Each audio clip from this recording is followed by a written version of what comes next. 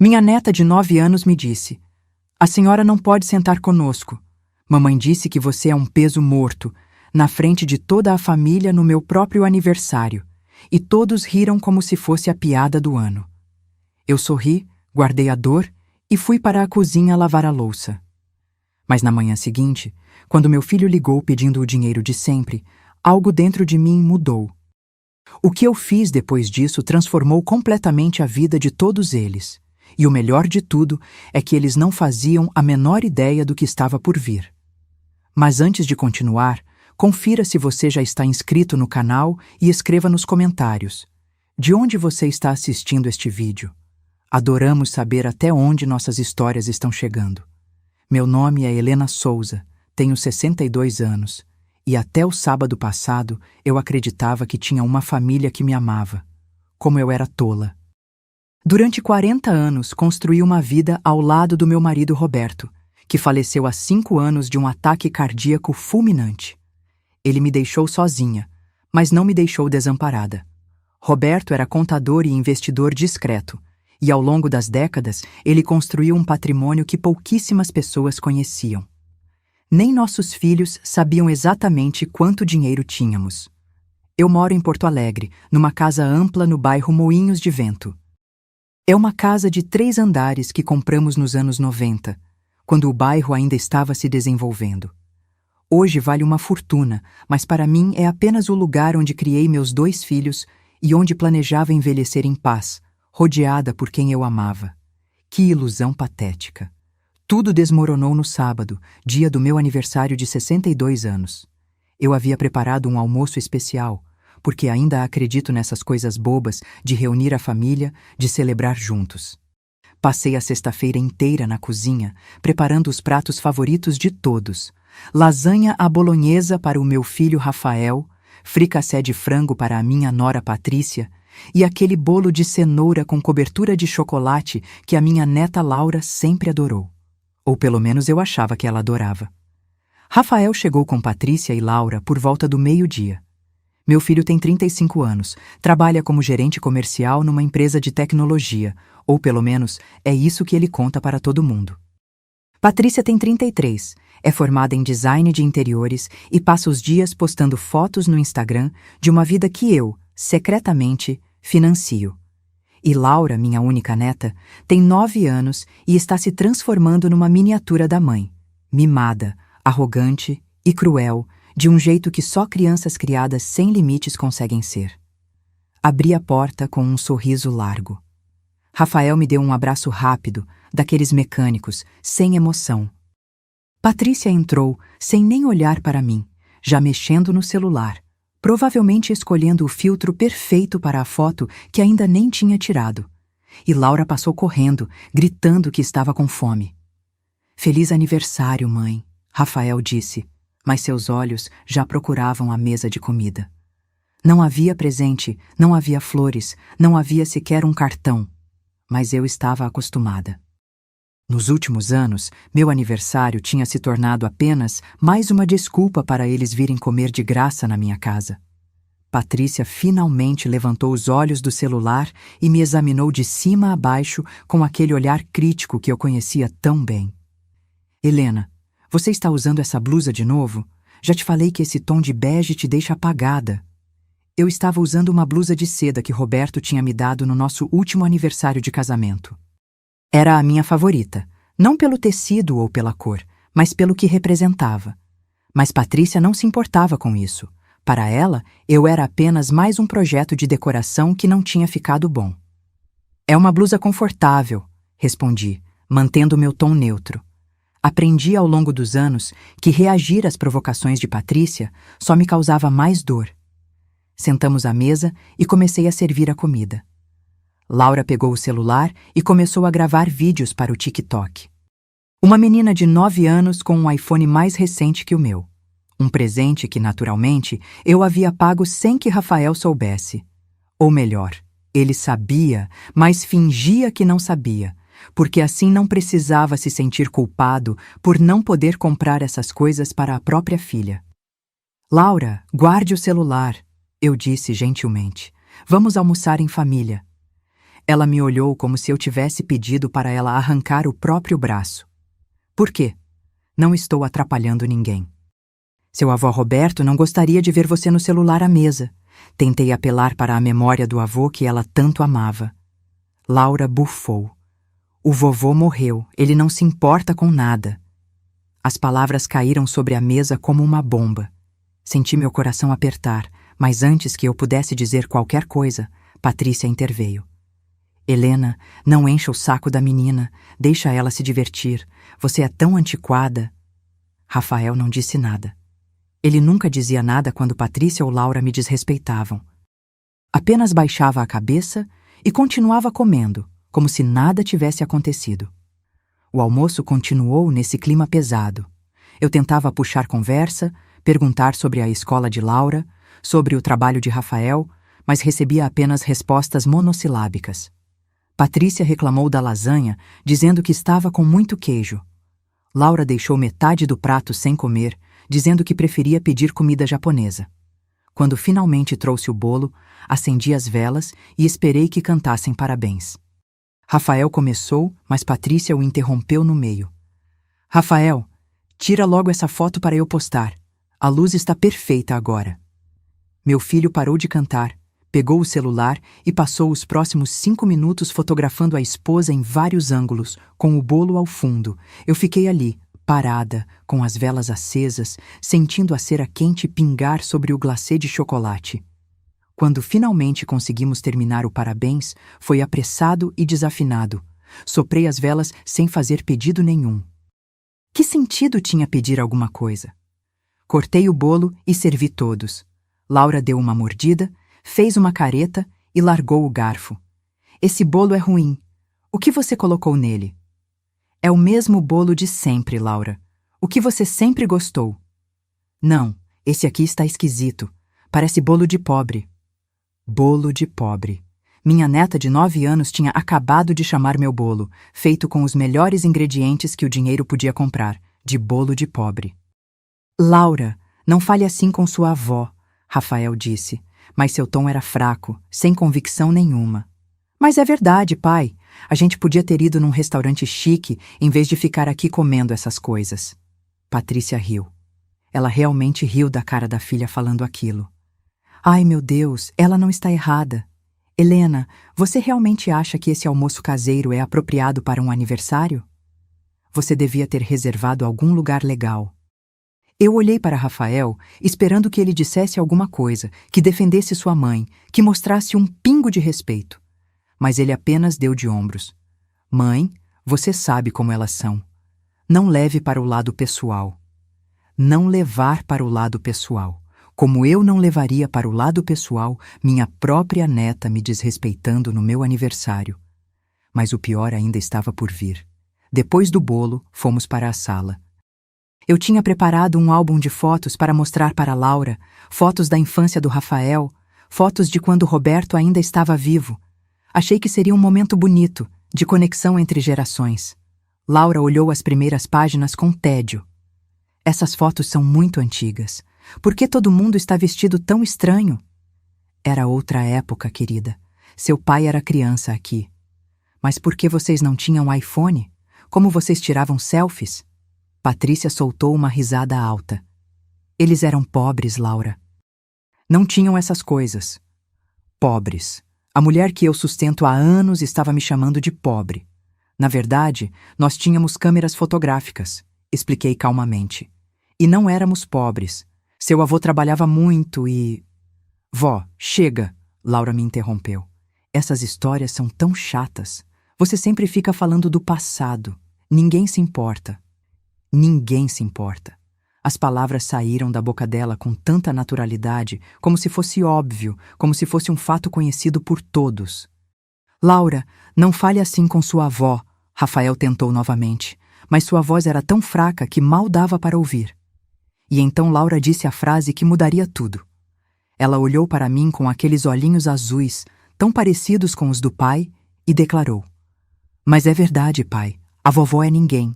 Ela não faz nada de importante, não trabalha, não viaja, não posta nada legal. Ela é tipo... invisível. É uma ninguém. O silêncio que se seguiu durou talvez 3 segundos, mas para mim pareceu uma eternidade. Eu olhei para minha neta, para aquela criança que eu tinha embalado no colo quando bebê, que eu tinha cuidado em cada resfriado, que eu tinha levado para o parque todos os sábados durante anos, e ela tinha acabado de me chamar de ninguém. E então Rafael riu. Meu próprio filho, a pessoa que eu carreguei no ventre por 9 meses, que eu amamentei, que eu criei com todo o amor do mundo, riu da cara da filha me humilhando.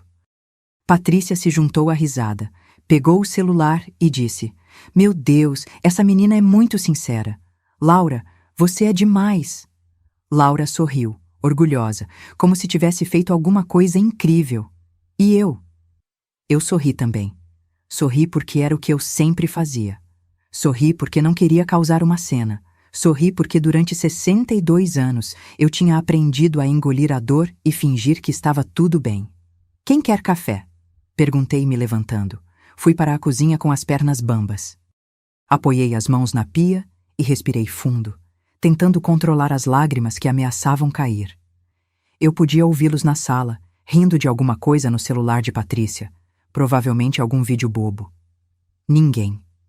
Minha neta tinha me chamado de ninguém. E o pior é que, olhando para a minha vida, eu quase conseguia entender por quê. Durante anos eu tinha me tornado invisível. Tinha me anulado para cuidar dos outros. Tinha guardado meus sonhos, meus desejos, minhas opiniões, tudo para não incomodar, para não causar problemas. Depois que Roberto morreu, eu me transformei em sombra. Deixei de sair, de ver minhas amigas, de fazer as coisas que gostava. Dediquei minha vida inteira a ajudar Rafael, a estar disponível sempre que ele precisasse, a ser a avó perfeita para Laura. E no final, tudo o que eu consegui foi ser chamada de ninguém. Eles foram embora por volta das 4 da tarde. Rafael me deu outro abraço mecânico. Patrícia acenou de longe, já com o celular na mão. Laura nem se despediu, apenas entrou no carro reclamando que estava com calor. Fechei a porta e olhei para a minha casa. A mesa ainda estava suja, com pratos empilhados, copos com restos de refrigerante, guardanapos amassados. O bolo estava pela metade, abandonado sobre a bancada da cozinha. As velas que eu tinha soprado jaziam ali, tortas e derretidas. Comecei a recolher tudo, mecanicamente. Lavei cada prato com cuidado, sequei, guardei. Varri o chão, limpei a mesa, organizei as cadeiras. Trabalhei por 2 horas até que minha casa ficasse impecável novamente, como se o almoço nunca tivesse acontecido. Quando terminei, sentei no sofá da sala com uma xícara de chá de camomila. A casa estava silenciosa demais. Era sempre assim depois que eles iam embora. O silêncio pesado de quem mora sozinha, sem ninguém para conversar, sem ninguém para dividir os pensamentos. Peguei meu celular e olhei as fotos que Rafael tinha tirado durante o almoço. Ele tinha mandado algumas para mim por mensagem. Eram todas de Patrícia e Laura, sorrindo, posando, perfeitas para o Instagram. Eu não aparecia em nenhuma. Era como se eu realmente fosse invisível, como Laura tinha dito. Ninguém. A palavra ecoava na minha cabeça como um mantra maldito. Fui até o escritório que tinha sido de Roberto. Eu mantinha tudo exatamente como ele deixou. A mesa de mogno, a cadeira de couro, os livros sobre investimentos alinhados na estante. Era o único lugar da casa onde eu ainda sentia a presença dele. Sentei na cadeira dele e abri a gaveta onde guardávamos os documentos importantes. Contratos, escrituras, extratos bancários, tudo organizado em pastas coloridas. Roberto era meticuloso com dinheiro e eu tinha aprendido com ele. Peguei a pasta azul, aquela com os registros de todas as transferências que eu fazia mensalmente para Rafael. Comecei a folhear, fazendo cálculos mentais. Nos últimos 5 anos, desde que Roberto morreu, eu tinha transferido uma média de R$ 12.000 por mês para meu filho. R$ 12.000 mensais durante 60 meses dava R$ 720.000. Quase R$ 1 milhão que eu tinha dado para ele. Dinheiro para a entrada do apartamento dele, Dinheiro para o carro de Patrícia, dinheiro para a escola particular de Laura, dinheiro para viagens, para roupas de marca, para restaurantes caros. E Rafael achava que era tudo mérito dele. Ele contava para os amigos que era um profissional bem-sucedido, que conseguia manter a família com conforto. Patrícia se gabava nas redes sociais da vida perfeita que tinham. Laura crescia achando que dinheiro brotava das árvores. E eu era ninguém. A velha invisível que morava sozinha numa casa grande, sem importância, sem propósito. Peguei meu celular e olhei a mensagem que Rafael tinha mandado mais cedo, antes do almoço. Mãe, preciso de uma ajudinha esse mês. 5.000 a mais, se possível. Vou explicar pessoalmente. Ele nem tinha explicado. Tinha vindo, tinha comido, tinha deixado a filha me humilhar e tinha ido embora. Dormi mal naquela noite.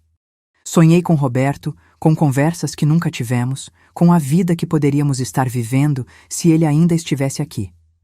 Acordei várias vezes, sempre com aquela palavra martelando na minha cabeça. Ninguém, ninguém, ninguém. No domingo de manhã, meu celular tocou às 7 horas. Era Rafael. Bom dia, mãe. Desculpa ligar cedo. Bom dia, filho. Minha voz saiu rouca, cansada. Então, sobre aquele dinheiro que eu te pedi ontem. Você consegue transferir hoje? É que segunda-feira vence a parcela do carro da Patrícia e a gente tá meio apertado. Meio apertado. Rafael sempre estava meio apertado. Nos últimos 5 anos, ele nunca deixou de estar meio apertado. Rafael, eu queria conversar com você sobre isso. Sobre o quê, mãe? Sobre esse dinheiro todo que você me pede. Silêncio do outro lado. Eu conseguia ouvir Laura gritando alguma coisa ao fundo, provavelmente brigando com Patrícia por causa de alguma bobagem. Mãe, a gente já conversou sobre isso.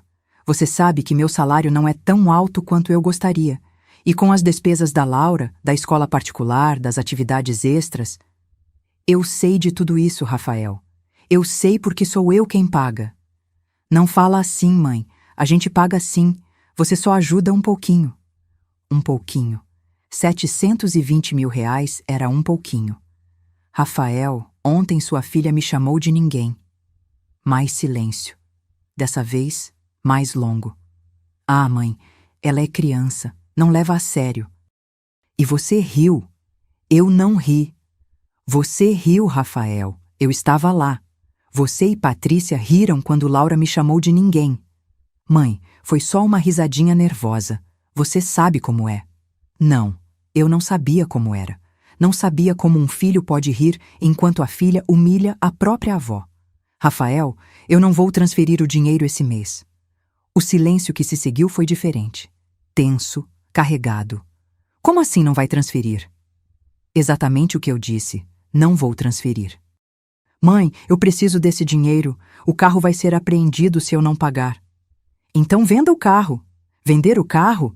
Mãe, você enlouqueceu? Como a Patrícia vai se locomover?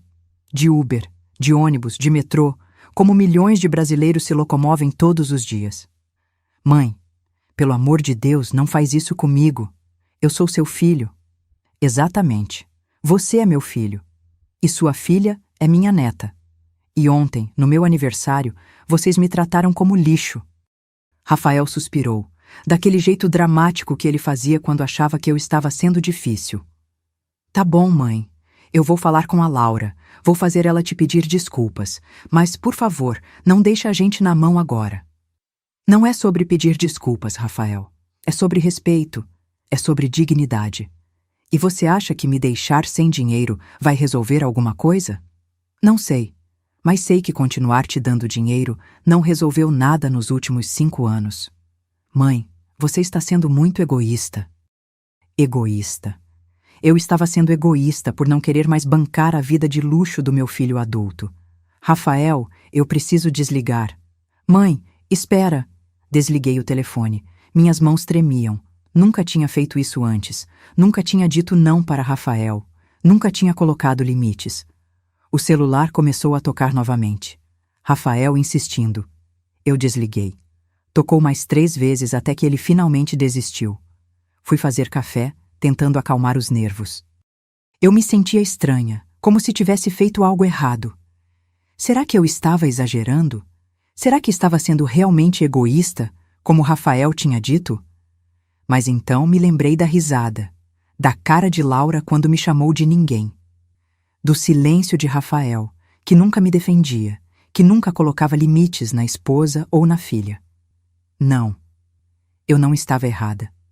Passei o domingo inteiro no jardim, podando roseiras, regando plantas, tentando ocupar a mente. A cada meia hora, meu celular tocava. Rafael, Patrícia, até Laura mandou uma mensagem de áudio chorando, dizendo que me amava e pedindo para eu não ficar brava com ela. Mas eu não respondi nenhuma mensagem, não atendi nenhuma ligação. Na segunda-feira de manhã, acordei com uma sensação estranha. Não era arrependimento, era algo diferente. Era determinação. Pela primeira vez em anos, eu sentia que tinha algum controle sobre a minha própria vida. Fiz meu café da manhã com calma.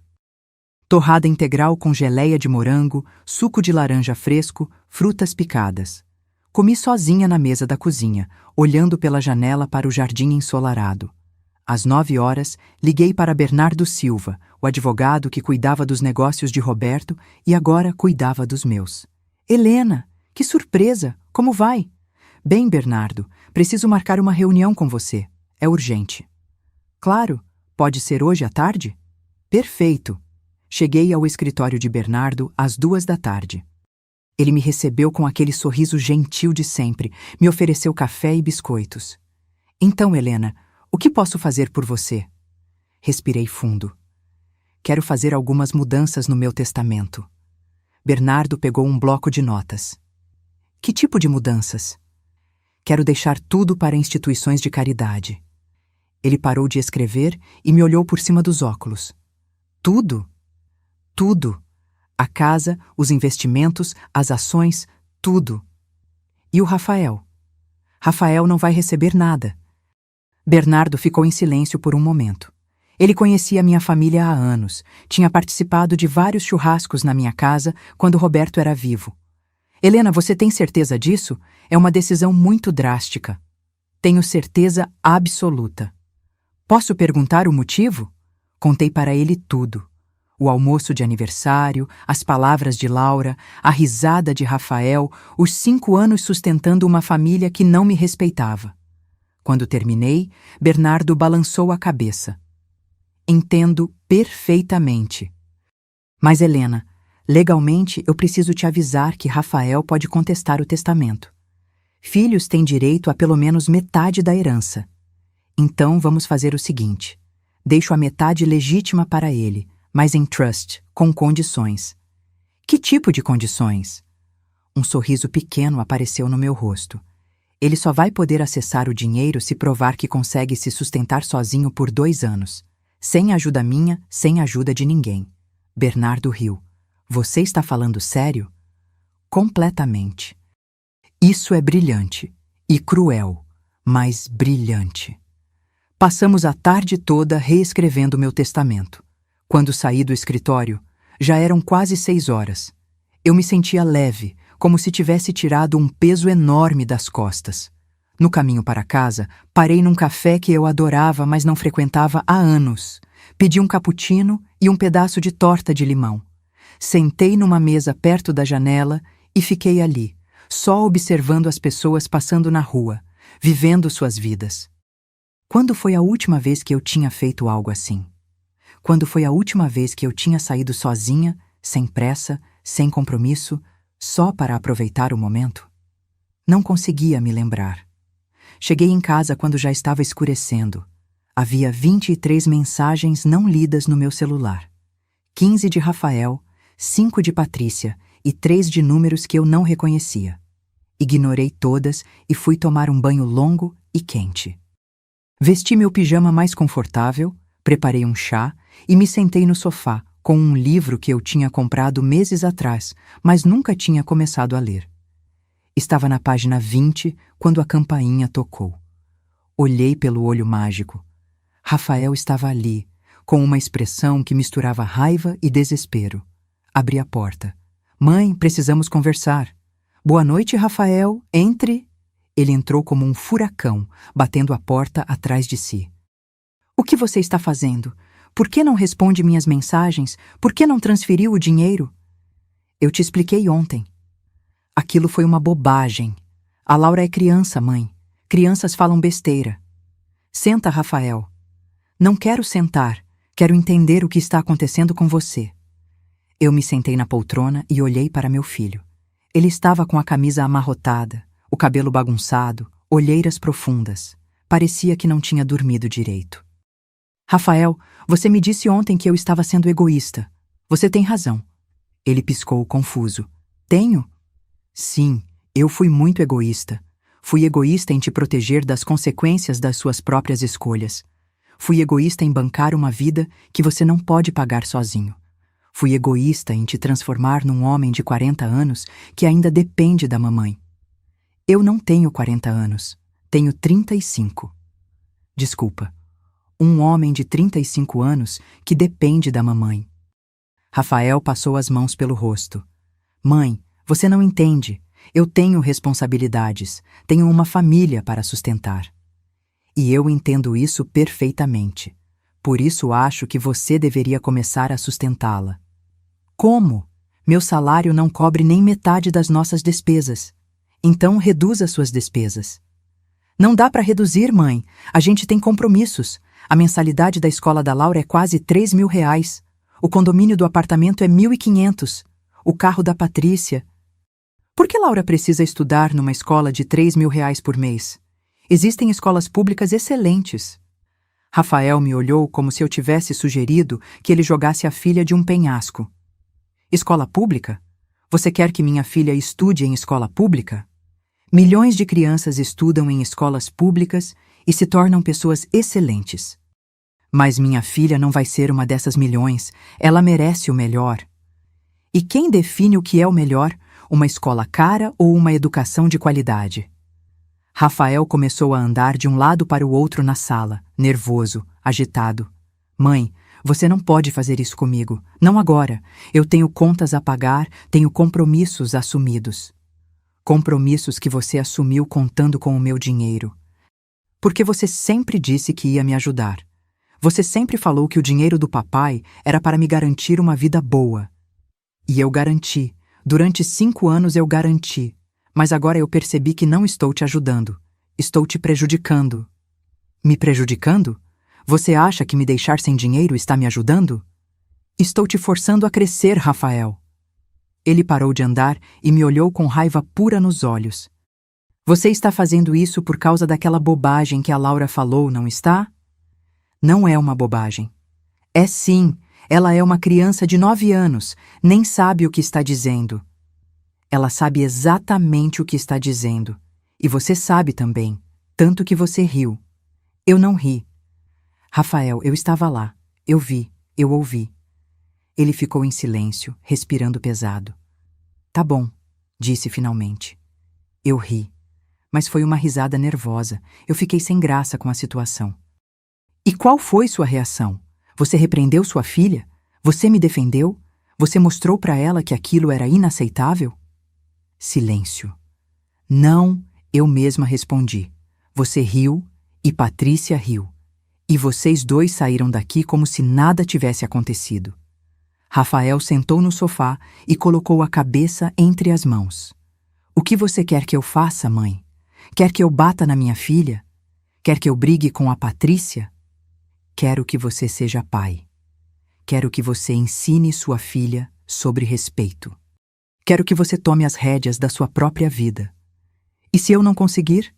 Então você vai aprender. Rafael levantou a cabeça e me olhou. Você realmente não vai me dar mais dinheiro? Não. Nem esse mês? Nem esse mês, nem o próximo, nem nunca mais. Mãe, eu vou perder tudo. O apartamento, os carros, a escola da Laura. Talvez seja exatamente isso que você precisa perder para aprender a valorizar o que tem. Ele ficou me olhando por um longo tempo. Eu vi raiva em seus olhos, mas também vi medo. Medo real de ter que enfrentar a realidade. Você mudou, ele disse finalmente. É verdade. Mudei. Não gosto dessa nova versão sua. Eu sei, mas eu estou gostando. Rafael se levantou, Pegou as chaves do carro do bolso e caminhou até a porta. Antes de sair, ele se virou. Você vai se arrepender disso, mãe. Talvez, mas por enquanto estou em paz com minha decisão. Ele bateu a porta ao sair. Ouvi o carro dele arrancando com força, os pneus cantando no asfalto. Voltei para o sofá e peguei meu livro de novo. Minhas mãos não tremiam mais. Meu coração batia no ritmo normal. Eu estava calma, centrada, segura da minha decisão. Nos dias seguintes, as mensagens e ligações continuaram. Rafael tentava de tudo. Raiva, chantagem emocional, promessas de mudança, ameaças veladas. Patrícia me mandou áudios longos dizendo que eu era uma sogra horrível, que estava destruindo a família, que Laura estava sofrendo por minha causa. Mas eu não cedi. Bloqueei Patrícia depois do 5º áudio. Rafael, eu continuei atendendo, mas sempre com a mesma resposta. Não vou transferir dinheiro. Você precisa aprender a se virar sozinho. 2 semanas depois, recebi uma ligação inesperada. Era Mariana, a diretora da escola de Laura. Dona Helena, bom dia, tudo bem? Bom dia, Mariana. Tudo ótimo. E você? Olha, estou ligando porque temos uma situação delicada aqui. O Rafael está com 3 mensalidades em atraso. 3 mensalidades, R$ 9.000. Entendo. A senhora sempre foi a responsável financeira da Laura aqui na escola. Gostaria de saber se podemos resolver essa pendência. Na verdade, Mariana, a partir de agora, os pais da Laura é que são responsáveis pelas mensalidades. Silêncio do outro lado. Mas a senhora não vai mais... Não vou mais pagar. Entendo. Bem, nesse caso, precisarei conversar com o Rafael, porque se ele não regularizar a situação, infelizmente, vamos ter que desligar a Laura da escola. Faça o que for necessário. Depois que desliguei, fiquei pensando em Laura. Será que ela estava sofrendo? Será que entendia o que estava acontecendo? Mas então me lembrei. Era exatamente isso que ela precisava aprender. Que ações têm consequências, que palavras machucam, que desrespeito tem um preço. 1 semana depois, Rafael apareceu na minha porta novamente. Dessa vez estava diferente. Não vinha com raiva. Vinha derrotado. Mãe, posso entrar? Claro! Ele sentou no sofá, mas não me olhou nos olhos. Vou perder o apartamento. O banco já iniciou o processo de execução. Sinto muito. Sente? Você está fazendo isso de propósito. Você quer me ver fudido. Não fale palavrão na minha casa, Rafael. Ele respirou fundo. Desculpa, mas você precisa entender. Eu não consigo pagar todas essas contas sozinho. É impossível. Então mude de vida. Como? Como eu faço isso? Já cortei tudo que dava para cortar. Vocês ainda saem para jantar fora? Silêncio. Rafael, vocês ainda saem para jantar fora? 1 vez por semana, mas é nosso momento de casal. Quanto vocês gastam nessas saídas? Uns R$ 500. R$ 500 por semana é 2.000 por mês. Isso paga quase uma mensalidade da Laura. Mas a gente precisa ter alguma vida social. Não posso virar um eremita. Não estou pedindo para você virar um eremita. Estou pedindo para você viver dentro das suas possibilidades. Rafael se levantou e começou a andar pela sala novamente. Era um hábito dele quando ficava nervoso. A Patrícia está doida comigo. Ela disse que se eu não resolver essa situação, ela vai me deixar. Então deixa que ela te deixe. Ele parou e me olhou, chocado. Como você pode dizer isso? Ela é minha esposa, mãe da minha filha. E ela te ama? Claro que me ama. Tem certeza? Ou ela ama o estilo de vida que você proporcionava para ela? Rafael ficou em silêncio. Eu conseguia ver os pensamentos correndo pela cabeça dele. A Patrícia me ama, ele disse, mas sua voz não tinha convicção nenhuma. Então ela vai ficar com você mesmo se vocês perderem tudo. Mãe, você não entende. Não é tão simples assim. É sim, Rafael. É exatamente assim, tão simples. Ou ela te ama de verdade, ou ela ama seu dinheiro, que no caso é o meu dinheiro. Ele voltou a sentar, derrotado. O que eu faço, mãe? Você arruma um lugar mais barato para morar. Tira Laura daquela escola cara e coloca numa escola pública. Vende o carro da Patrícia e compra um mais simples. Para de sair para jantar fora toda semana. Vive como um adulto normal que ganha o salário que você ganha. E você não vai me ajudar em nada? Não. Nem um pouquinho? Não. Rafael me olhou com uma mistura de raiva e tristeza. Você é muito cruel, mãe. Nunca pensei que fosse capaz disso. E eu nunca pensei que fosse capaz de criar um filho que deixa a própria filha me desrespeitar. Ele não tinha resposta para isso. Um mês depois, Rafael ligou-me pedindo para visitar Laura. Ela estava morando com ele e Patrícia num apartamento alugado na Zona Norte, bem mais modesto que o apartamento que eles tinham perdido. Aceitei o convite, curiosa para ver como estavam vivendo agora. O apartamento era pequeno, 2 quartos, sala e cozinha integradas. Não era feio, mas era claramente um downgrade brutal do que eles estavam acostumados. Os móveis eram os mesmos do apartamento anterior, mas agora pareciam grandes demais para o espaço. Patrícia me recebeu com frieza. Não disse bom dia, não me ofereceu café, apenas me olhou com aqueles olhos cheios de ressentimento. Laura está no quarto. Foi tudo o que ela disse antes de voltar para a cozinha. Encontrei minha neta deitada na cama, mexendo no celular. O quarto dela era pequeno, mas estava decorado com carinho. Percebi que os brinquedos eram os mesmos de antes, só que agora estavam mais apertados no espaço. Oi, vovó. Oi, minha linda. Como você está? Ela deu de ombros, sem tirar os olhos do celular. Tudo bem. Gostando da escola nova? É horrível. As meninas não usam roupas de marca. A professora é chata. Não tem quadra de tênis. Sentei na beirada da cama. Laura, me olha. Ela finalmente largou o celular e olhou para mim. Por que você acha que tudo isso aconteceu? Porque você parou de dar dinheiro para o papai. E por que você acha que eu parei? Ela ficou em silêncio. Laura, você lembra o que me disse no meu aniversário? Que você é ninguém. E você acha que isso foi uma coisa bonita de se dizer? Ela baixou os olhos. A mamãe sempre fala isso. Ah. Então não era só uma frase de criança. Era algo que Laura ouvia em casa. E você acha que está certo? Não sei. Você não trabalha, não faz nada. Só fica em casa. Laura, você sabe o que eu fazia quando seu avô era vivo? Não. Eu trabalhava com ele. Ajudava a administrar os negócios. Criava seu pai. Cuidava da casa. Tinha uma vida completa. Depois que seu avô morreu, eu dediquei minha vida a ajudar vocês. Paguei a escola que você tanto gostava. Paguei os carros que sua mãe dirigia. Paguei o apartamento lindo onde vocês moravam. Laura me olhou com os olhos arregalados. Sério? Sério. Durante 5 anos, eu gastei quase R$ 1 milhão sustentando sua família. Nossa! E no meu aniversário você me chamou de ninguém, e seu pai riu. Lágrimas começaram a escorrer pelo rosto dela. Me desculpa, vovó. Abracei minha neta, sentindo o corpinho dela tremendo nos meus braços. Ela era só uma criança. Uma criança que tinha sido criada com valores errados, mas ainda era só uma criança. Eu te perdoo, Laura, mas você precisa aprender uma coisa muito importante. As palavras têm poder.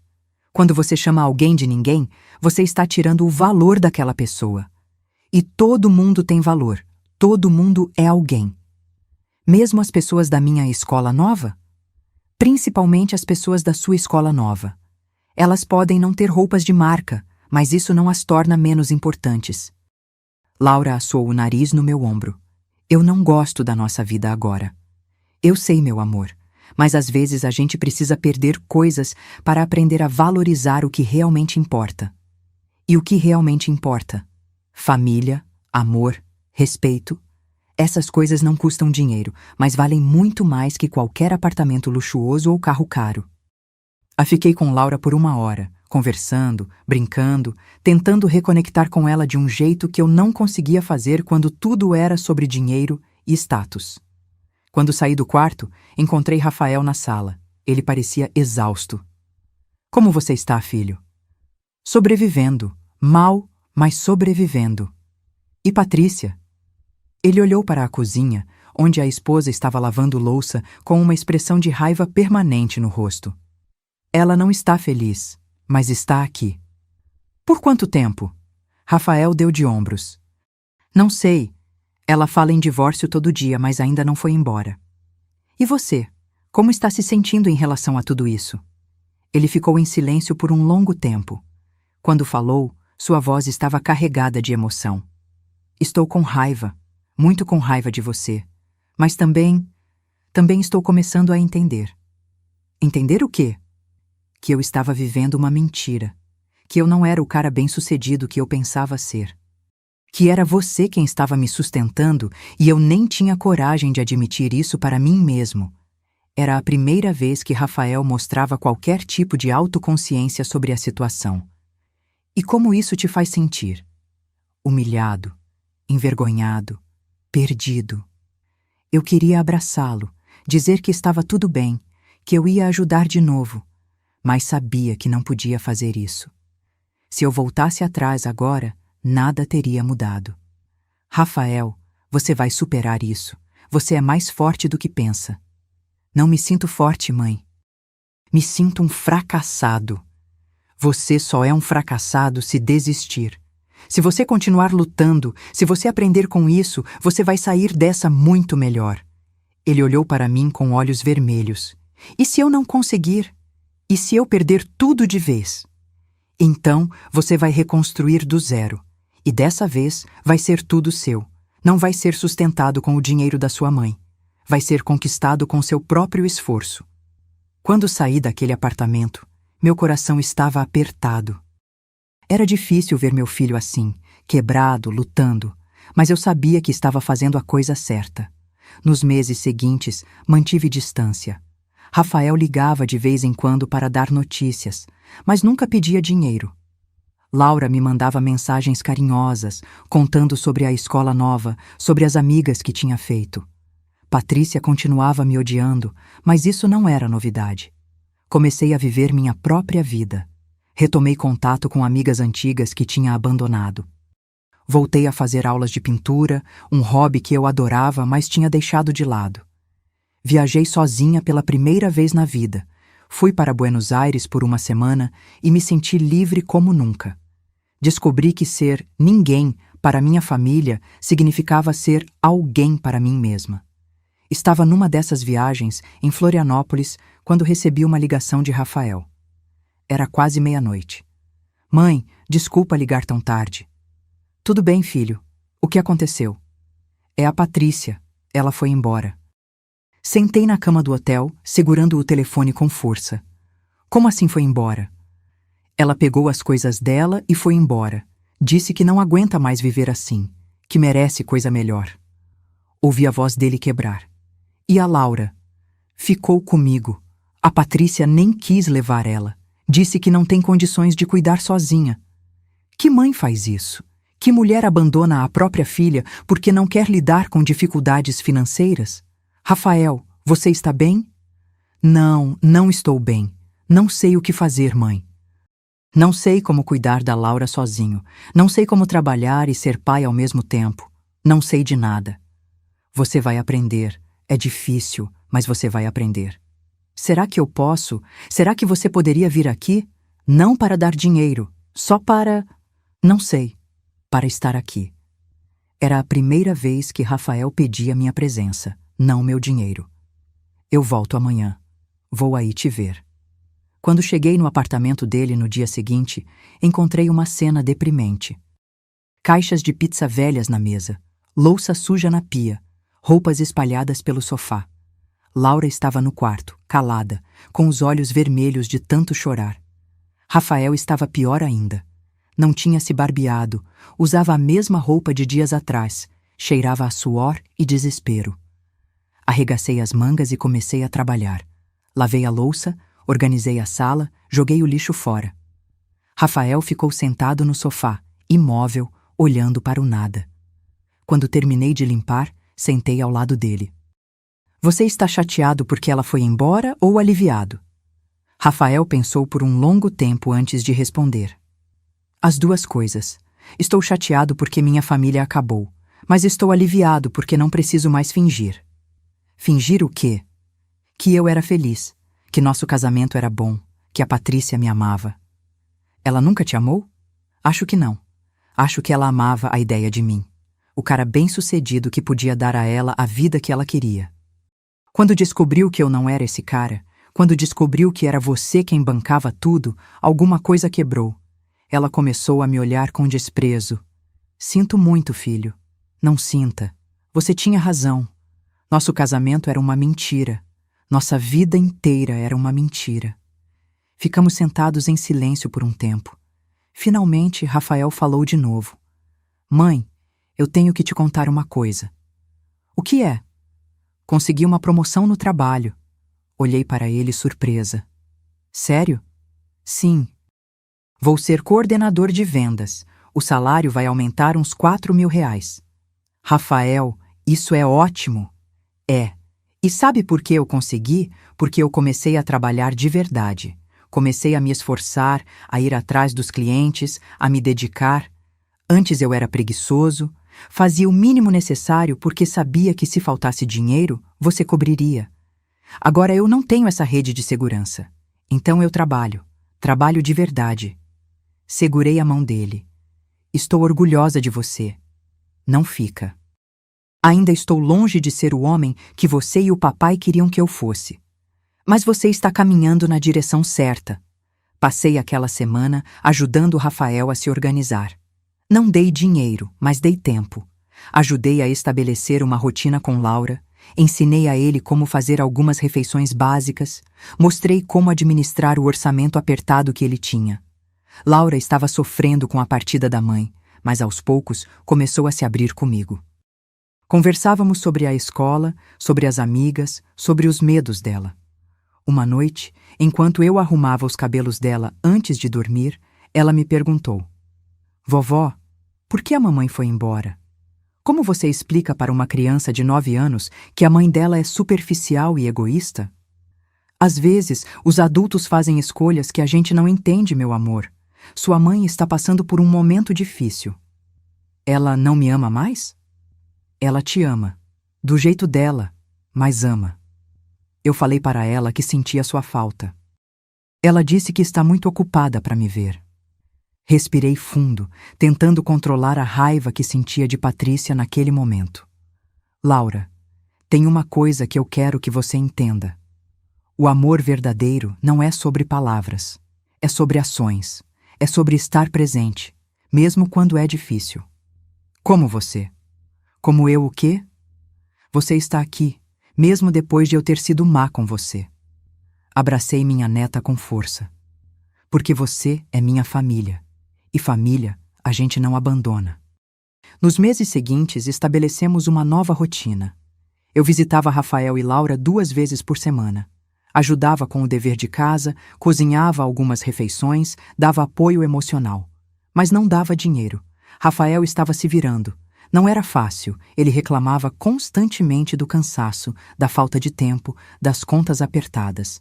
Mas estava conseguindo. Laura estava se adaptando à nova escola. Fez amigas, entrou para o time de vôlei, começou a trazer notas melhores para casa. Descobriu que podia ser feliz sem ter o iPhone mais recente ou as roupas mais caras. Um dia, 6 meses depois de Patrícia ter ido embora, Rafael me chamou para almoçar. Ele tinha cozinhado algo que eu nunca imaginei que veria na vida. A comida não estava perfeita. O macarrão estava um pouco mole demais e o molho meio ralo, mas ele tinha tentado. Tinha se esforçado. Então, mãe, ele disse enquanto comíamos, eu quero te fazer uma pergunta. Pode falar. Por que você fez isso? Por que você me cortou tão radicalmente? Coloquei o garfo no prato e olhei para meu filho. Porque eu te amo. Não parece. Eu sei. Mas é verdade. Eu te amo demais para continuar te prejudicando. Como você estava me prejudicando? Te dando tudo sem você ter que lutar por nada, te transformando num adulto que não sabia enfrentar desafios, te ensinando que você sempre teria alguém para te salvar. Rafael ficou em silêncio, processando. Você tinha razão. ele disse finalmente. Eu era um idiota mimado que achava que merecia tudo sem ter que trabalhar por nada. Você não era um idiota, era apenas perdido. E agora? Agora você está se achando, está aprendendo quem você realmente é sem as muletas que eu te dei. Rafael olhou pela janela do apartamento pequeno, para a vista nada especial dos prédios vizinhos. Sabe o que é engraçado? Eu sou mais feliz agora do que era antes. Sério? Sério. Antes eu estava sempre estressado, sempre tentando manter as aparências, sempre com medo de que alguém descobrisse que eu não era tão bem-sucedido quanto parecia. Agora eu não preciso fingir. Eu sou apenas eu. Sorri. E quem é você? Um cara normal, com um salário normal, vivendo uma vida normal. E está tudo bem. Sentir orgulho de filho é uma das melhores sensações do mundo. Algumas semanas depois, no dia do meu aniversário, Rafael e Laura apareceram na minha porta com um bolo. Um bolo simples, de caixinha, mas com uma vela no formato de número 63. Feliz aniversário, vovó! Laura gritou, pulando de alegria. Obrigada, minha linda, vocês não precisavam. Precisávamos sim, Rafael disse. O ano passado a gente estragou seu aniversário. Esse ano a gente quer fazer diferente. Cantamos parabéns. Cortei o bolo. Comemos rindo, conversando, compartilhando histórias. Quando estavam indo embora, Rafael me abraçou forte. Obrigado, mãe. Por quê? Por não desistir de mim. Por me dar o empurrão que eu precisava. De nada, filho. E mãe, sobre aquele dia, quando a Laura te chamou de ninguém? Não precisa. Precisa sim. Eu fui um covarde. Eu ri porque estava com vergonha de admitir a verdade. A verdade de que sem você, eu realmente era ninguém. Mas agora eu sou alguém. Alguém que trabalha, que se esforça, que cria a filha sozinho. E isso eu devo a você. Aquelas palavras valeram mais que qualquer presente caro. Mais alguns meses se passaram. Estávamos em dezembro, quase um ano desde aquele fatídico aniversário. Eu estava decorando minha casa para o Natal quando o telefone tocou. Era um número que eu não reconhecia. Alô? Helena? É a Patrícia. Fiquei em silêncio, segurando o telefone com força. O que você quer, Patrícia? Eu queria conversar com você, pessoalmente, se possível. Sobre o quê? Sobre tudo, por favor, é importante. Contra meu melhor julgamento, aceitei. Marcamos num café no centro, neutro, público. Patrícia chegou pontualmente. Ela estava diferente. Mais magra, com olheiras, vestindo roupas simples. Nada da mulher glamurosa que eu conhecia. Obrigada por vir, ela disse, sentando-se à minha frente. O que você quer? Quero me desculpar. Levantei uma sobrancelha. Patrícia pedindo desculpas? Isso era novidade.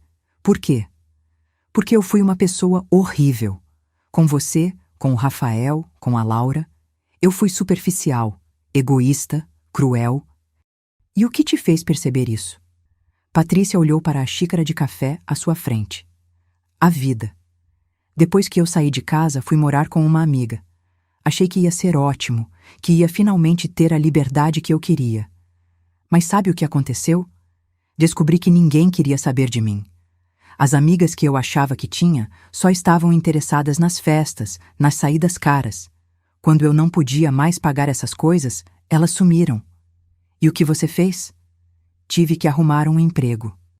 Um emprego de verdade, não aquele bico de designer que eu fazia de vez em quando. Estou trabalhando como vendedora numa loja de roupas. Ganho um salário mínimo. E como está sendo?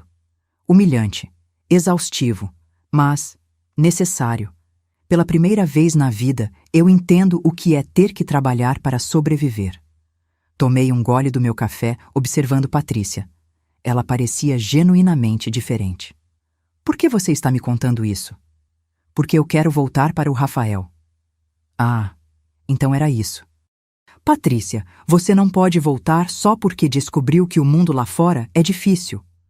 Não é só por isso. É porque eu percebi que eu amava o que o Rafael me dava, não quem ele era. E agora eu quero conhecer quem ele realmente é, sem dinheiro, sem luxos, sem mentiras. Você já falou com ele sobre isso? Tentei. Ele não quer nem me ouvir. E você acha que eu posso te ajudar? Você é a mãe dele. Ele te escuta. Ri. Patrícia, durante anos ele não me escutou. Só começou a me escutar quando eu parei de dar dinheiro para ele. Por favor, Helena, eu sei que você não gosta de mim. Eu não gosto de mim também, mas eu quero ter uma chance de ser uma pessoa melhor, de ser uma mãe melhor para a Laura. E a Laura? Você a abandonou. Lágrimas começaram a escorrer pelo rosto de Patrícia. Eu sei. Foi a pior coisa que eu já fiz. Toda noite eu vou dormir pensando nela, me perguntando se ela está bem, se sente minha falta, se me odeia. Ela não te odeia. Ela sofre sua falta, mas está aprendendo a viver sem você. Eu não quero que ela aprenda a viver sem mim. Eu quero estar na vida dela. Quero ser presente. Não a mãe que eu era antes, que só se importava com aparências, mas uma mãe de verdade. Olhei para Patrícia por um longo momento. Será que ela estava sendo sincera? Ou era apenas mais uma manipulação? Patrícia, eu não vou falar com o Rafael. Essa decisão é dele, não minha. Mas o que eu posso fazer é dar um conselho. Se você realmente mudou, prove com ações, não com palavras. Apareça na vida da Laura, passe tempo com ela, mostre que você se importa. O Rafael vai ver isso, e aí ele vai decidir se quer te dar uma segunda chance. Patrícia assentiu, enxugando as lágrimas. Obrigada por me ouvir. De nada. Quando ela estava saindo, se virou. Helena, tem mais uma coisa. O quê? Sobre aquele dia do seu aniversário, quando a Laura te chamou de ninguém. Fui eu quem plantou essa ideia na cabeça dela. Eu falava isso de você pelas costas. Eu era invejosa, ressentida, porque você tinha tudo o que eu queria. Dinheiro, estabilidade, a admiração do Rafael. Então, eu te diminuía, te desvalorizava, e a Laura ouvia e repetia. Era o que eu desconfiava, mas ouvir a confirmação ainda doía. Por que você está me contando isso? Porque você merece saber. E porque eu preciso assumir a responsabilidade pelas minhas ações. Eu transformei minha filha numa pessoa cruel. E agora eu preciso ensiná-la a ser melhor. Não contei para Rafael sobre minha conversa com Patrícia. Achei que ele deveria descobrir as coisas no seu próprio tempo, da sua própria maneira. Mas alguns dias depois, Laura me ligou, toda animada. Vovó, a mamãe apareceu na escola hoje. Apareceu? É, ela me esperou na saída, perguntou se eu queria tomar um sorvete com ela. E você foi? Fui. E sabe, ela estava diferente. Não ficou no celular o tempo todo. Ela realmente conversou comigo. Perguntou sobre minhas amigas, sobre minhas aulas, sobre como eu estava me sentindo. E como você está se sentindo? Confusa. Tipo, eu fiquei feliz de ver ela, mas também fiquei brava, porque ela me abandonou. E você disse isso para ela? Disse. Falei que fiquei triste, que chorei muito, que fiquei com raiva. E o que ela disse? Pediu desculpas, chorou, falou que tinha feito tudo errado e que queria tentar de novo. E você acredita nela? Silêncio por um momento. Não sei. Quero acreditar. Mas tenho medo. É normal ter medo. Mas sabe o que eu aprendi esse ano? Que todo mundo merece uma segunda chance, desde que estejam dispostos a mudar de verdade. Nas semanas seguintes, Patrícia começou a aparecer mais na vida de Laura. Buscava ela na escola uma vez por semana. Levava para o parque. Ajudava com o dever de casa. Ações simples, mas consistentes. Rafael ficou desconfiado no começo. Quando eu visitava, ele reclamava. Ela aparece agora que não tem que pagar nada. Agora que a responsabilidade é minha. E você não acha que talvez ela esteja genuinamente tentando ser uma mãe melhor? Não sei o que achar, mãe. Ela me machucou muito, me abandonou quando eu mais precisava. Verdade, ela fez isso, mas as pessoas podem mudar. Você mudou, eu mudei. Será que ela também pode mudar? Só o tempo vai dizer. O Natal chegou. Eu preparei uma ceia na minha casa. Convidei Rafael e Laura. Não convidei Patrícia, mas também não proibi Rafael de convidá-la. Na véspera do Natal, Rafael me ligou. Mãe, eu convidei a Patrícia para a ceia de amanhã. Você se importa? É sua ex-mulher. Você decide.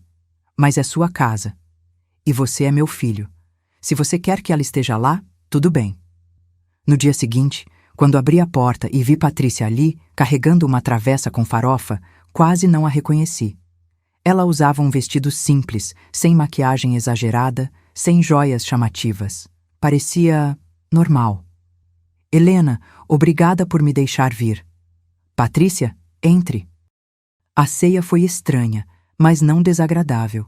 Patrícia ficou quieta a maior parte do tempo, apenas observando, ouvindo. Ajudou a servir a comida, recolheu os pratos, lavou a louça sem que ninguém pedisse. Depois da ceia, enquanto Rafael e Laura montavam um quebra-cabeça na sala, Patrícia veio até a cozinha, onde eu estava guardando os pratos. Helena, posso te fazer uma pergunta? Pode. Como você conseguiu? Como você conseguiu criar um filho tão bom, mesmo depois de tudo que aconteceu? Parei o que estava fazendo e olhei para ela. Eu não criei ele. Ele se criou. Eu só dei o empurrão que ele precisava. Mas você fez tudo isso sozinha. Cortou ele financeiramente. Aguentou a raiva dele. Manteve distância quando devia ser tão difícil. Como? Porque às vezes amar alguém significa deixá-los cair. Deixá-los sentir dor. Deixá-los aprender.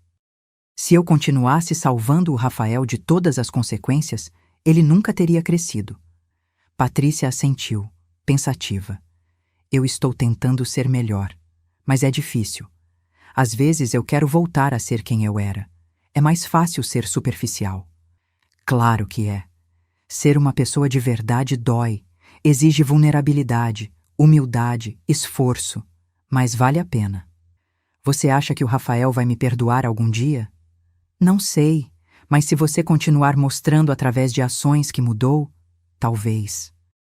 Naquela noite, quando todos estavam indo embora, vi Rafael segurar a mão de Patrícia por um segundo antes de soltá-la. Foi um gesto pequeno, mas significativo. O ano novo chegou. Eu passei sozinha, como gostava agora. Sentada no meu terraço, com uma taça de espumante, olhando os fogos de artifício iluminando o céu de Porto Alegre. Pensava em tudo que tinha acontecido. Em como uma única frase tinha mudado completamente o rumo da minha vida e da vida da minha família. Você é ninguém. Aquelas palavras tinham me partido ao meio, mas também tinham me libertado, me forçado a olhar para minha vida e perceber que eu tinha me tornado invisível, sem propósito, vivendo apenas para servir aos outros. Agora eu era alguém. Não para minha família, mas para mim mesma. Tinha minha vida, meus hobbies, minhas amigas, minha independência. E paradoxalmente, agora que eu não estava mais disponível para ser usada, minha família me respeitava mais, me via mais, me valorizava mais. Em janeiro, recebi uma carta no correio. Era de Laura, escrita à mão, com aquela caligrafia infantil cheia de erros de ortografia. Querida vovó Helena, eu escrevo essa carta para dizer que te amo muito. Esse ano foi muito difícil, mas eu aprendi muitas coisas. Aprendi que dinheiro não é o mais importante. Aprendi que as pessoas que te amam de verdade ficam com você mesmo quando as coisas são difíceis. Aprendi que palavras machucam e que eu nunca devia ter te chamado de ninguém. Você não é ninguém. Você é a pessoa mais importante da minha vida. Obrigada por não desistir de mim mesmo quando eu fui má. Obrigada por me ensinar a ser uma pessoa melhor. Te amo muito, muito, muito. Laura. Chorei lendo aquela carta. Chorei de alívio, de felicidade, de orgulho. Coloquei a carta numa moldura e pendurei no meu escritório, ao lado da foto de Roberto. Ele teria ficado orgulhoso também. Em março, Rafael me ligou com notícias. Mãe, eu e a Patrícia estamos tentando de novo. Tentando? Não voltamos a morar juntos, mas estamos namorando, devagar, um dia de cada vez. Ela mudou, mãe, de verdade. Eu sei. Como você sabe? Porque eu converso com a Laura, Ela me conta tudo. Rafael riu. Aquela menina não sabe guardar segredo nenhum. É uma qualidade. Honestidade é importante. Mãe, eu queria te agradecer por tudo. Não precisa me agradecer. Preciso sim. Você salvou minha vida. Salvou meu casamento. Salvou minha relação com minha filha. Fez tudo isso me deixando cair. Às vezes a gente precisa cair para aprender a se levantar sozinho. Eu sei. E agora eu sei me levantar. Em junho, eles se casaram de novo. Foi uma cerimônia pequena, só família próxima e alguns amigos. Nada como o casamento pomposo que tinham feito 10 anos atrás. Patrícia usava um vestido simples, comprado numa loja de departamentos. Rafael usava o mesmo terno que usava para trabalhar. Não havia banda, apenas um violonista tocando músicas suaves. Mas havia amor. Amor real, baseado em conhecimento mútuo, em respeito, em parceria. Não era perfeito, mas era real. Durante a festa, Laura me puxou para um canto. Vovó, obrigada. Por quê, meu amor? Por ter feito tudo isso, por ter nos ensinado o que realmente importa. Eu não fiz nada, vocês que fizeram o trabalho. Você começou. Você nos mostrou que a gente estava vivendo errado. E vocês tiveram coragem de mudar. Isso é o mais importante. Laura me abraçou forte. Quando eu crescer, quero ser igual a você. Não, minha linda. Você deve ser igual a você mesma, mas uma versão melhor que aprendeu com os erros. Naquela noite, deitada na minha cama, sozinha na minha casa grande, pensei em tudo que tinha acontecido desde aquele aniversário fatídico. Tinha perdido muita coisa.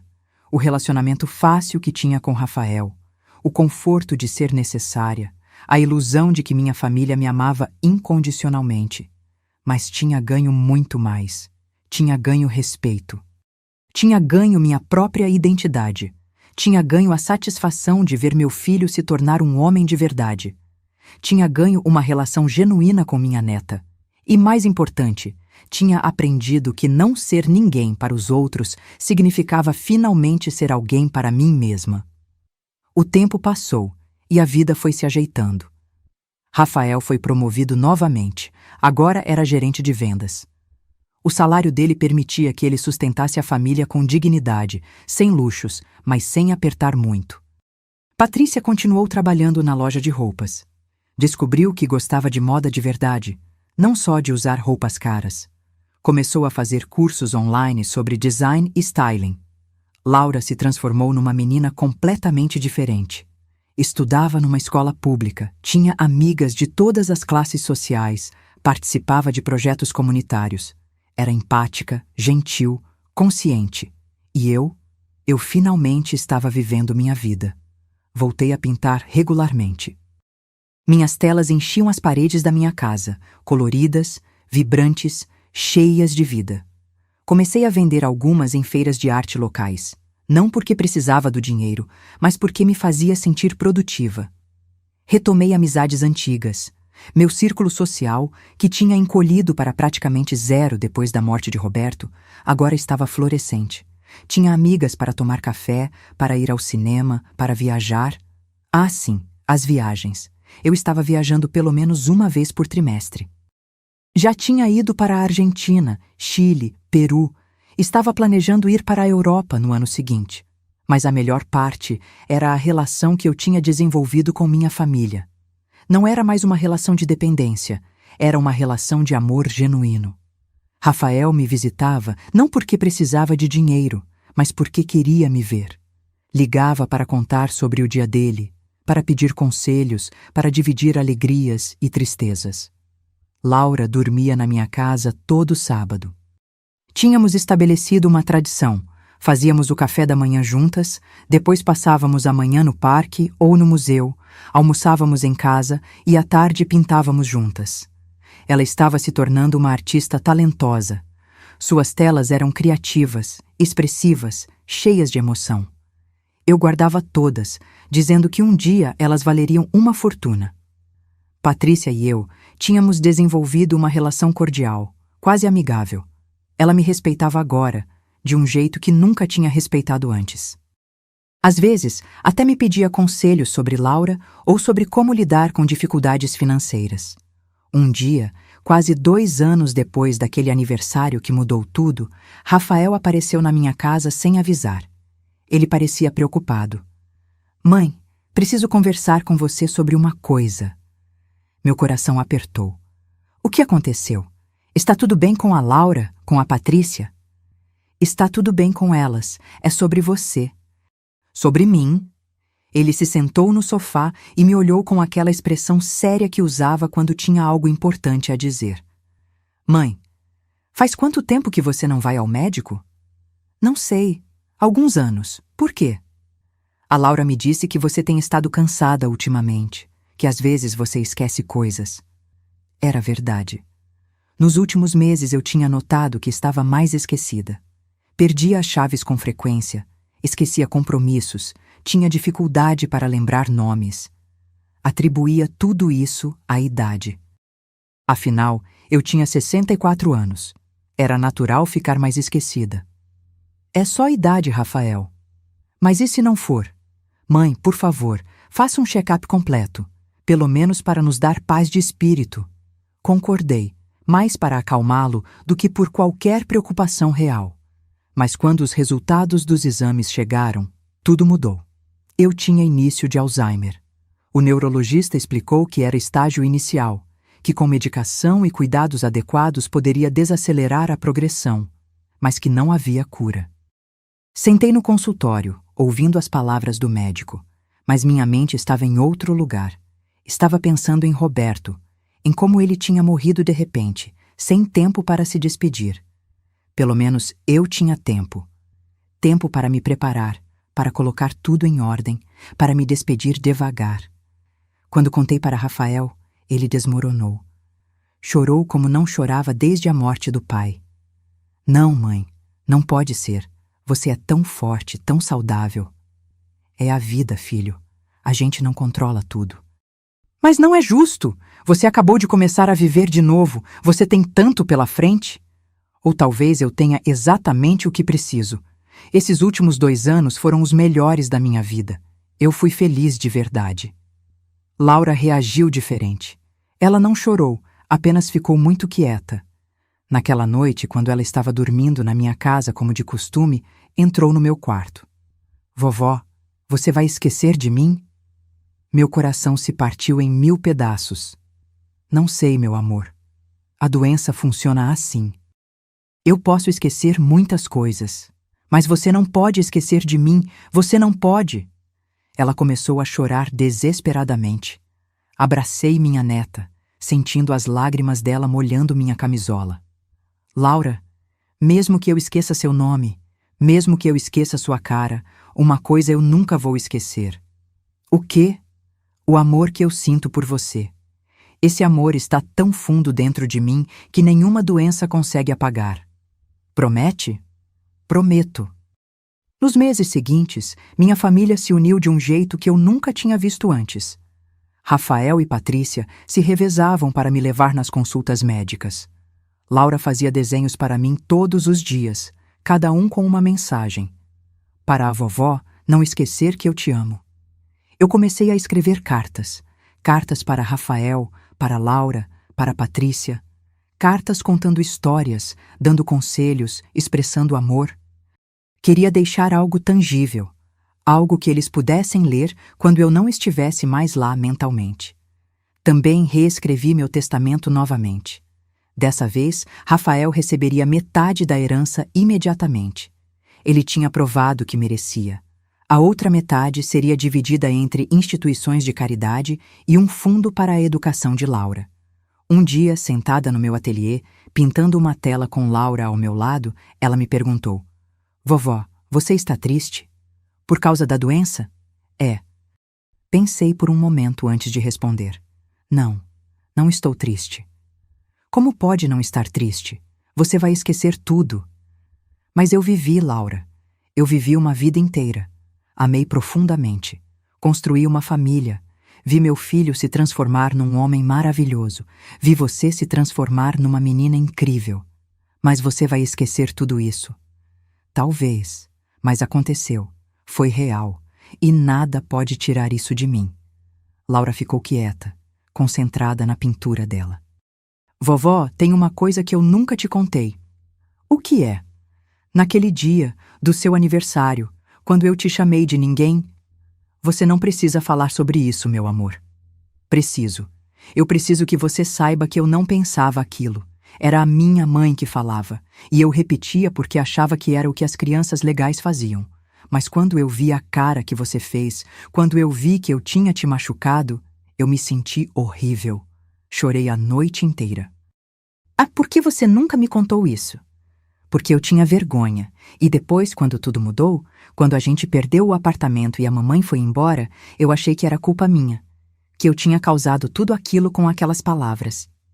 Laura, olha para mim. Ela levantou os olhos, vermelhos e brilhantes. Não foi culpa sua. Você era apenas uma criança repetindo o que ouvia. E sabe o que mais? Aquelas palavras, por mais que tenham me machucado na hora, me salvaram. Como assim? Elas me mostraram que eu tinha me tornado invisível, que eu estava vivendo a vida de todo mundo menos a minha. Elas me forçaram a mudar. E graças a isso, eu tive esses 2 últimos anos, os 2 melhores anos da minha vida. Laura me abraçou com força. Eu te amo, vovó. Você é a pessoa mais importante do mundo. Eu também te amo, minha linda. E mesmo que eu esqueça seu nome um dia, esse amor vai continuar aqui dentro. O tempo foi passando. Alguns dias eram bons, eu estava alerta, lúcida, presente.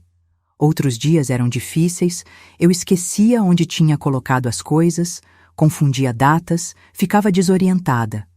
Rafael sugeriu que eu fosse morar com ele, mas eu recusei. Enquanto pudesse, queria manter minha independência. Contratamos uma cuidadora, Dona Maria, que vinha todos os dias para me ajudar com as tarefas da casa e me manter companhia.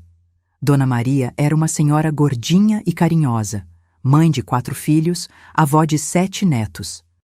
Ela entrou na minha vida como um anjo, paciente com meus esquecimentos, gentil com minhas frustrações. Às vezes eu acordava sem saber onde estava. Dona Maria me acalmava, me explicava tudo de novo, me preparava chá e biscoitos. Dona Helena, a senhora está em casa, está tudo bem, eu estou aqui. E eu acreditava nela, porque ela tinha aquele jeito maternal que me fazia sentir segura. Rafael visitava todos os dias depois do trabalho. Chegava com aquele sorriso cansado, se sentava ao meu lado e me contava sobre o dia dele. Mesmo nos dias em que eu não conseguia acompanhar direito a conversa, ele continuava falando, sua voz me acalmava. Laura continuava dormindo na minha casa todo sábado. Agora ela ajudava Dona Maria a cuidar de mim. Preparava meu café da manhã, penteava meus cabelos, lia livros para mim. Patrícia também aparecia regularmente. Trazia flores frescas para a casa, organizava minhas roupas, conversava comigo sobre coisas aleatórias. Um dia, num dos meus momentos de lucidez, chamei os 3 para uma conversa. Eu preciso dizer uma coisa para vocês. Eles se sentaram ao meu redor, tensos, esperando. Obrigada. Rafael franziu a testa. Por quê, mãe? Por ficarem, por não me abandonarem, por cuidarem de mim mesmo quando está difícil. Mãe, é óbvio que a gente ia ficar, Rafael disse. Não é óbvio. Muitas famílias abandonam seus idosos, colocam em asilos e esquecem. Mas vocês estão aqui, todo dia, me dando amor, paciência, dignidade. Patrícia limpou uma lágrima. Helena, é o mínimo que a gente pode fazer. Você nos ensinou tanto. Eu ensinei? Ensinou. Me ensinou que pessoas podem mudar, que segundas chances existem, que amor verdadeiro não é sobre dinheiro ou status, é sobre estar presente nos momentos difíceis. Laura se aninhou no meu colo, como fazia quando era pequena. Vovó, você é a pessoa mais corajosa que eu conheço. Corajosa? É. Você teve coragem de mudar tudo quando estava errado. Teve coragem de deixar o papai cair para que ele aprendesse a se levantar. Teve coragem de viver sua própria vida. E agora você tem coragem de enfrentar essa doença com dignidade. Abracei minha neta, respirando o cheiro de shampoo de morango dos cabelos dela. Vocês três são meu maior orgulho. Não, mãe, Rafael disse. Você é o nosso maior orgulho. Os meses continuaram passando. A doença foi progredindo lentamente. Alguns dias eu não reconhecia as pessoas, chamava Rafael pelo nome do pai, confundia Laura com uma criança que conhecia há décadas. Mas mesmo nesses momentos confusos, havia uma coisa que permanecia: o sentimento. Quando Rafael entrava no quarto, mesmo quando eu não sabia quem ele era, meu coração se aquecia. Quando Laura me abraçava, mesmo quando eu não lembrava seu nome, eu me sentia amada. O amor permanecia. Sempre permanecia. Num dia especialmente difícil, quando eu estava mais confusa que o normal, Dona Maria me levou até o meu ateliê. As paredes estavam cobertas com minhas pinturas dos últimos anos. Cores vibrantes, paisagens alegres, retratos de pessoas sorrindo. Dona Helena, olha o que a senhora criou. Olha quanta beleza a senhora trouxe para o mundo. Olhei para as telas, reconhecendo vagamente algumas delas. Tinha uma de Laura sorrindo no parque. Tinha uma de Roberto, pintada de memória. Tinha uma abstrata com tons de azul e dourado que eu tinha feito num dia que me sentia particularmente feliz. Eu fiz isso? Fez sim. A senhora é uma artista incrível. Eu sou? É. E sabe por que essas pinturas são tão especiais? Porque estão cheias de vida, cheias de amor. Mesmo que a senhora esqueça que as pintou, elas vão continuar aqui. Vão continuar mostrando para o mundo quem a senhora realmente é. Sentei diante de uma tela em branco, peguei um pincel. Minhas mãos tremiam. Não era mais tão fácil controlar os movimentos. Mas consegui fazer algumas pinceladas. Azul, amarelo, vermelho. Não formavam nada específico, mas eram bonitas. Eram vida. Numa tarde de outono, quase 3 anos depois daquele aniversário que mudou tudo, sentei no meu jardim com uma xícara de chá. O sol estava se pondo, pintando o céu com tons de laranja e rosa. Rafael estava sentado ao meu lado, em silêncio, apenas aproveitando o momento. Você sabe, eu disse, eu fui chamada de ninguém uma vez. Rafael me olhou surpreso. Eu estava tendo um momento de clareza. Foi há muito tempo, continuei. Machucou muito, mas sabe o que eu descobri? O que, mãe? Que ser ninguém para os outros significava finalmente ser alguém para mim mesma. Rafael sorriu, com lágrimas nos olhos. Você nunca foi ninguém, mãe. Você sempre foi tudo. Não. Durante muito tempo, eu realmente era ninguém. Vivia para agradar os outros, para servir, para me anular. Mas depois eu me encontrei. E você é feliz? Olhei para o jardim, para as flores que eu mesma tinha plantado, para a casa que era minha, para o filho ao meu lado. Sim, mesmo com a doença, mesmo sabendo que vou esquecer tudo, eu sou feliz. Porque eu vivi de verdade. O sol terminou de se pôr. As estrelas começaram a aparecer no céu. E ali, sentada no meu jardim, cercada por amor, cercada por beleza, cercada pela vida que eu mesma tinha construído, percebi que não importava se um dia eu esqueceria de tudo, porque eu tinha vivido, tinha amado, tinha sido alguém, e isso ninguém poderia tirar de mim. Agora, se você gostou dessa história, clica em se inscrever e me diz nos comentários qual parte te deixou de queixo caído. E não esqueça de se tornar membro para ter acesso a vídeos exclusivos que não posto aqui. Te espero lá.